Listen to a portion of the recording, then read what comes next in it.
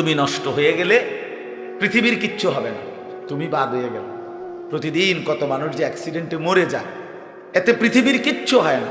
সূর্য ডুবেই যায়, চাঁদ উঠেই যায়, রাত শেষই হয়ে যায়, দিন শেষই হয়ে যায়, নাকি বলেন না ভাই? বলেন ছেলেরা, বলো ভাই, কিচ্ছু হয় না, কিচ্ছু হয় না। কারো জন্য পৃথিবী থামে না, কারো জন্য। রাসূলুল্লাহ সাল্লাল্লাহু আলাইহি ওয়াসাল্লাম স্পষ্ট হাদিসে আছে, নবীজির একজন ছেলে ইন্তেকাল করছিল, তখন সূর্যগ্রহণ লাগছিল। তখন আরবের কুসংস্কার ছিল, বিশিষ্ট কারো মৃত্যুতে এরকম সূর্যগ্রহণ চন্দ্রগ্রহণ লাগে। নবী সাল্লাল্লাহু আলাইহি ওয়াসাল্লাম বলছেন, না না না না না, ইন্নাশ শামসা